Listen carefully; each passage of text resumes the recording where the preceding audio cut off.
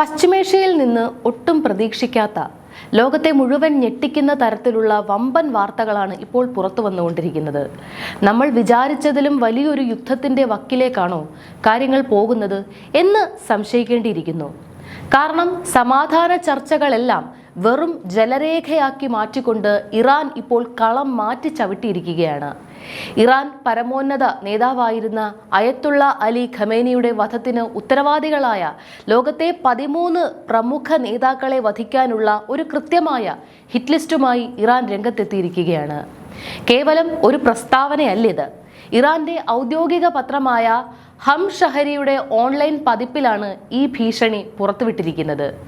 ഇതിൽ ഒന്നാമത്തെ പേര് ആരുടേതാണ്?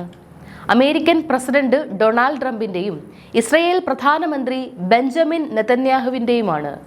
ഈ വധഭീഷണി കേട്ട് ട്രംപ് ആകെ അന്തം വിട്ട് പരിഭ്രാന്തിയിലാണ് എന്നാണ് അന്താരാഷ്ട്ര മാധ്യമങ്ങൾ റിപ്പോർട്ട് ചെയ്യുന്നത്. എന്താണ് യഥാർത്ഥത്തിൽ ഇറാനിൽ നടക്കുന്നത്? റഷ്യയും ചൈനയും ഇതിൽ എങ്ങനെയാണ് ഇടപെടുന്നത്? നമുക്ക് വിശദമായി തന്നെ പരിശോധിക്കാം. യഥാർത്ഥത്തിൽ അമേരിക്കയും ഇസ്രയേലും ചേർന്ന് നടത്തിയ തുടർച്ചയായ ആക്രമണങ്ങളിൽ ഇറാൻ മുച്ചൂടും തകർന്നു എന്നായിരുന്നു ട്രംപ് നേരത്തെ അവകാശപ്പെട്ടിരുന്നത്. ഇറാന് ഇനി എഴുന്നേൽക്കാൻ കഴിയില്ലെന്ന് ട്രംപ് ആവർത്തിച്ച് പറയുന്നതിനിടയിലാണ് അമേരിക്കൻ താവളങ്ങൾ തകർത്ത് തരിപ്പണമാക്കിക്കൊണ്ട് ഇറാൻ ഇതിനുള്ള മറുപടി നൽകിയത്. ഈ വധഭീഷണിയെക്കുറിച്ച് ആദ്യം അമേരിക്കയ്ക്ക് മുന്നറിയിപ്പ് നൽകിയത് ഇസ്രയേലിന്റെ രഹസ്യാന്വേഷണ വിഭാഗമാണ്. അലി ഖമേനിയുടെ സംസ്കാര ചടങ്ങുകൾ നടക്കുന്ന ആ സമയത്താണ് ഇസ്രയേൽ ഈ സന്ദേശം അമേരിക്കയ്ക്ക് കൈമാറുന്നത്. ദശലക്ഷക്കണക്കിന് ആളുകളാണ് ആ സംസ്കാര ചടങ്ങിൽ പങ്കെടുത്തത്. അവരൊക്കെയും ട്രംപിനും നെതന്യാഹുവിനും എതിരെ അതിശക്തമായ മുദ്രാവാക്യങ്ങൾ വിളിക്കുകയും അവരെ അവസാനിപ്പിക്കണമെന്ന് ആഹ്വാനം ചെയ്യുന്ന പ്ലക്കാർഡുകൾ ഉയർത്തുകയും ചെയ്തിരുന്നു. ഇസ്രയേലിന്റെ ഈ മുന്നറിയിപ്പ് കിട്ടിയതോടെ നാറ്റോ ഉച്ചകോടി കഴിഞ്ഞ് മടങ്ങുകയായിരുന്ന ട്രംപ് വലിയ ആശങ്കയിലായി. സുരക്ഷ മുൻനിർത്തി അദ്ദേഹത്തിന്റെ ഔദ്യോഗിക യാത്രാ വിമാനം പോലും അടിക്കടി മാറ്റേണ്ടി വന്നു എന്നാണ് പ്രതിരോധ വൃത്തങ്ങൾ സൂചിപ്പിക്കുന്നത്. എന്നാൽ ഇവിടെ നമ്മൾ ശ്രദ്ധിക്കേണ്ട ഒരു പ്രധാന രാഷ്ട്രീയ വശമുണ്ട്. ഇറാൻ ഈ സംസ്കാര ചടങ്ങുകൾക്ക് ശേഷം സമാധാന കരാറിന്റെ അടുത്ത ഘട്ടത്തിലേക്ക് കടക്കാൻ ആലോചിക്കുന്ന സമയത്തായിരുന്നു ഈ നീക്കം. അതുകൊണ്ട് തന്നെ സമാധാന ശ്രമങ്ങളെ പാടെ തകർക്കാൻ നെതന്യാഹു മനഃപൂർവ്വവും മെനഞ്ഞെടുത്ത ഒരു തന്ത്രമാണോ ഇതെന്ന് US ഉദ്യോഗസ്ഥർക്ക് തന്നെ ഇപ്പോൾ സംശയമുണ്ട്. ഇറാനെതിരെ ട്രംപിനെ പ്രകോപിപ്പിച്ച് ആക്രമണം തുടരാൻ വേണ്ടിയുള്ള തന്ത്രമാണോ ഇതെന്ന് അന്താരാഷ്ട്ര മാധ്യമങ്ങൾ തന്നെ ചോദ്യം ചെയ്യുന്നു. പക്ഷേ ട്രംപ് വെറുതെ ഇരുന്നില്ല. ഇങ്ങോട്ട് വധിച്ചാൽ അങ്ങോട്ടും തീർക്കുമെന്ന മട്ടിൽ മറുപടി നൽകി.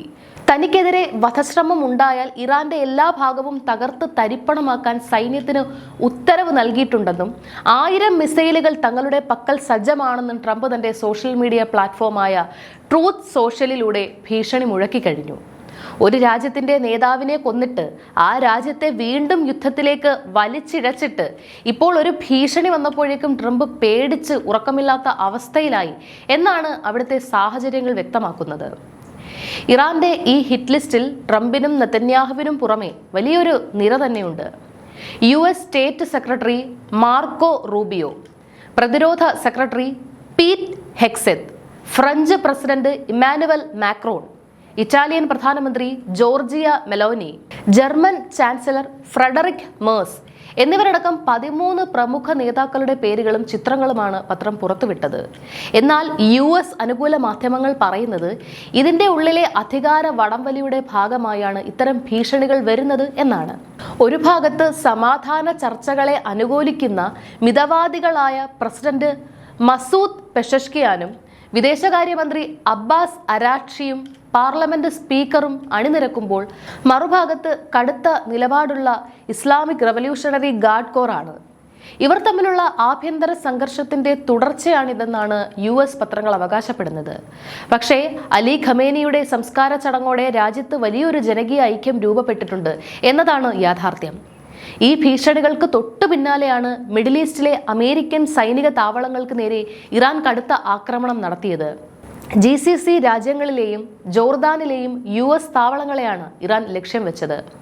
ബഹ്റൈൻ, കുവൈറ്റ്, ഖത്തർ എന്നിവിടങ്ങളിലെ US താവളങ്ങളും ജോർദാനിലെ പ്രധാന തുറമുഖവും തങ്ങൾ തകർത്ത് തരിപ്പണമാക്കി എന്ന് ഇറാൻ സൈന്യം പരസ്യമായി അവകാശപ്പെട്ടു.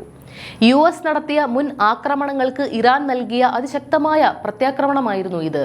ഇതോടെ അമേരിക്ക ഇസ്രയേൽ സംയുക്ത സഖ്യത്തിനുള്ളിലും ചെറിയ വിള്ളലുകൾ വീണുകഴിഞ്ഞു. ലെബനനിൽ ഇസ്രയേൽ നടത്തുന്ന തുടർച്ചയായ ആക്രമണങ്ങൾ വെടിനിർത്തൽ ചർച്ചകളെ പാടെ ബാധിക്കുമെന്ന് ട്രംപ് പരസ്യമായി പറയുകയും നെതന്യാഹുവിനെ ശാസിക്കുകയും ചെയ്തു. എന്നാൽ തങ്ങൾക്ക് പിന്തുണയുമായി ഇന്ത്യയെ പോലെയുള്ള 140 കോടി ജനങ്ങളുള്ള വലിയ രാജ്യങ്ങൾ ഒപ്പമുണ്ടെന്ന് പറഞ്ഞ് നെതന്യാഹു നരേന്ദ്രമോദിയുമായുള്ള സൗഹൃദം ഓർമ്മിപ്പിച്ചുകൊണ്ട് തിരിച്ചടിക്കുകയാണ് ചെയ്തത്. US-ന്റെ അനുമതി കിട്ടിയാൽ ഇറാന്റെ ആണവ സൈനിക കേന്ദ്രങ്ങൾ ആക്രമിക്കാൻ തങ്ങൾ സജ്ജമാണെന്നാണ് ഇസ്രായേൽ സൈന്യം ഇപ്പോഴും വ്യക്തമാക്കുന്നത്. ഇതിനിടയിലാണ് അമേരിക്കയെയും ഇസ്രയേലിനെയും ഒരുപോലെ ഞെട്ടിച്ചുകൊണ്ട് റഷ്യയും ചൈനയും പരസ്യമായി ഇറാനെ സഹായിക്കാൻ രംഗത്തെത്തിയത്. യുദ്ധത്തിന്റെ ആദ്യഘട്ടത്തിൽ ആയുധശേഷിയിൽ കുറച്ചൊക്കെ ക്ഷീണം സംഭവിച്ചിരുന്ന ഇറാൻ വെടിനിർത്തൽ കാലയളവിൽ പൂർവാധികം ശക്തി പ്രാപിച്ചു കഴിഞ്ഞു എന്ന് US രഹസ്യാന്വേഷണ വിഭാഗം തന്നെ സമ്മതിക്കുന്നു. അതിന് കാരണം റഷ്യ നൽകിയ വമ്പൻ സഹായങ്ങളാണ്. റഷ്യ തങ്ങളുടെ ഏറ്റവും അത്യാധുനികവും അതീവ സുരക്ഷിതവുമായ ഡൂംസ്ഡേ വിമാനം, അതായത് റഷ്യൻ സർക്കാരിന്റെ പറക്കുന്ന കമാൻഡ് പോസ്റ്റ് ഇറാനിലെ ടെഹ്റാനിൽ എത്തിച്ചു കഴിഞ്ഞു. അത്യാധുനിക ഇലക്ട്രോണിക് ഉപകരണങ്ങളും ഉപഗ്രഹ വിവരങ്ങളും റഡാർ സാങ്കേതിക വിദ്യകളും കമാൻഡ് ആൻഡ് കൺട്രോൾ സംവിധാനങ്ങളുമുള്ള ഈ വിമാനം എത്തിയതോടെ ഇറാന്റെ വ്യോമ പ്രതിരോധ മേഖലയ്ക്ക് വലിയൊരു ആത്മവിശ്വാസമാണ് ലഭിച്ചിരിക്കുന്നത്. ഇതുവരെ പരോക്ഷമായി മാത്രം സഹായിച്ചിരുന്ന റഷ്യ ഇപ്പോൾ പരസ്യമായി നേരിട്ട് യുദ്ധത്തിൽ ഉപയോഗിക്കാവുന്ന വിമാനം ഇറാനിലേക്ക് അയച്ചത് വലിയ അന്താരാഷ്ട്ര ചർച്ചയായിട്ടുണ്ട്. ഇത് US സൈന്യത്തിന് ഇറാൻ മേൽ ആക്രമണം നടത്തുന്നത് കൂടുതൽ ദുഷ്കരമാകും. ഇതേസമയം തന്നെ ചൈനയും ഇറാന് പിന്നിലുണ്ട്. രഹസ്യ കപ്പലുകൾ വഴിയും കരമാർഗവും ചൈന ഇറാനിൽ നിന്ന് വൻതോതിൽ എണ്ണ വാങ്ങുകയും അതിന് പകരമായി മിസൈലുകളും ഡ്രോണുകളും നിർമ്മിക്കാനുള്ള അത്യാധുനിക സാങ്കേതിക വിദ്യയും സാമഗ്രികളും ഇറാന് കൈമാറുകയും ചെയ്യുന്നുണ്ടെന്നാണ് അമേരിക്കൻ രഹസ്യാന്വേഷണ റിപ്പോർട്ടുകൾ വ്യക്തമാക്കുന്നത്. ഈ സാഹചര്യത്തിലാണ് പശ്ചിമേഷ്യയിലെ ഏറ്റവും തന്ത്രപ്രധാനമായ ഹോർമൂസ് കടലിടുക്കിന്റെ പൂർണ്ണ നിയന്ത്രണം ഇറാന്റെ IRGC ഏറ്റെടുക്കുന്നത്. ലോകത്തെ എണ്ണക്കപ്പൽ ഗതാഗതത്തിന്റെ വലിയൊരു ഭാഗം കടന്നുപോകുന്ന ഈ മേഖല ഇറാൻ അടച്ചുപൂട്ടിയതോടെ ട്രംപ് പുതിയൊരു പ്രഖ്യാപനവുമായി രംഗത്തെത്തി. ഹോർമൂസ് കടലിന്റെ നിയന്ത്രണം അമേരിക്ക ഏറ്റെടുക്കുമെന്നും അന്താരാഷ്ട്ര കപ്പൽ ഗതാഗതത്തിന് സംരക്ഷണം നൽകുന്ന കാവൽ മാലാഖയായി അമേരിക്ക മാറുമെന്നുമാണ് ഫോക്സ് ന്യൂസിന് നൽകിയ അഭിമുഖത്തിൽ ട്രംപ് പറഞ്ഞത്. ഞങ്ങൾ അവിടെ കാവൽക്കാരായി മാറും, പക്ഷേ ഈ സംരക്ഷണത്തിന് മറ്റ് രാജ്യങ്ങൾ അമേരിക്കയ്ക്ക് കൃത്യമായി പ്രതിഫലം നൽകണമെന്നും ട്രംപ് കൂട്ടിച്ചേർത്തു. എന്നാൽ ട്രംപിന്റെ ഈ ഭീഷണിക്ക് ഇറാൻ സൈന്യം ഉടനടി അതിശക്തമായ മറുപടി നൽകി. തങ്ങളുടെ അനുവാദമില്ലാതെ US ഹോർമൂസിലൂടെ കടന്നു പോകാൻ ശ്രമിച്ചാൽ വളരെ ക്രൂരമായി നേരിടുമെന്നും അമേരിക്കയുമായി സഹകരിക്കുന്ന ഈ മേഖലയിലെ പ്രാദേശിക രാജ്യങ്ങളുടെ നീക്കം ഇറാനെതിരെയുള്ള നേരിട്ടുള്ള യുദ്ധമായി കണക്കാക്കി തിരിച്ചടിക്കുമെന്നുമാണ് ഇറാന്റെ കടുത്ത നിലപാട്. ഇത് ഹോർമൂസിനെ കേന്ദ്രീകരിച്ച് വീണ്ടും ഒരു വലിയ യുദ്ധ സാഹചര്യമാണ് ഉണ്ടാക്കിയിരിക്കുന്നത്. ചുരുക്കത്തിൽ ഹോർമൂസിനെ കേന്ദ്രീകരിച്ച് ഇറാനും അമേരിക്കയും തമ്മിലുള്ള യുദ്ധം വീണ്ടും മുറുകുമ്പോൾ ഒമാനും ഖത്തറും ചേർന്ന് നടത്തുന്ന സമാധാന ശ്രമങ്ങളെല്ലാം പൂർണ്ണമായും വെറുതെ ആവുകയാണ്. വെടിനിർത്തൽ ലംഘിക്കപ്പെടുകയും വീണ്ടും ആക്രമണം തുടങ്ങുകയും ചെയ്തതോടെ ഇനിയൊരു സമാധാന ചർച്ചയിലേക്ക് തിരിച്ചുപോക്ക് എത്രത്തോളം എളുപ്പമാണ് എന്ന ചോദ്യം ബാക്കിയാവുന്നു. ഇറാനെ പൂർണ്ണമായി തകർക്കും വരെ സമാധാന ചർച്ചകൾ വേണ്ടെന്ന ഇസ്രയേലിന്റെ കടുത്ത നിലപാടിലേക്ക് കാര്യങ്ങൾ എത്തുമോ? ട്രംപിന്റെ നീക്കങ്ങൾ പൊളിക്കാൻ ഇസ്രയേൽ നടത്തിയ തന്ത്രങ്ങൾ വിജയിക്കുകയാണോ? അതോ റഷ്യയുടെയും ചൈനയുടെയും സഹായത്തോടെ ഇറാൻ കടുത്ത തിരിച്ചടിക്ക് കെൽപ്പ് തെളിയിച്ച സ്ഥിതിക്ക് വീണ്ടും ഒരു അനിശ്ചിതമായ യുദ്ധത്തിലേക്ക് കടക്കാൻ ട്രംപ് ധൈര്യപ്പെടുമോ? വരും ദിവസങ്ങളിൽ ഭൗമരാഷ്ട്രീയം എങ്ങോട്ട് തിരിയുമെന്ന് നമുക്ക് കാത്തിരുന്ന് കാണാം.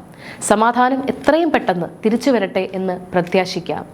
ഈ ഒരു വിഷയത്തിൽ നിങ്ങളുടെ അഭിപ്രായങ്ങൾ താഴെ കമന്റ് ബോക്സിൽ രേഖപ്പെടുത്തുക. നന്ദി.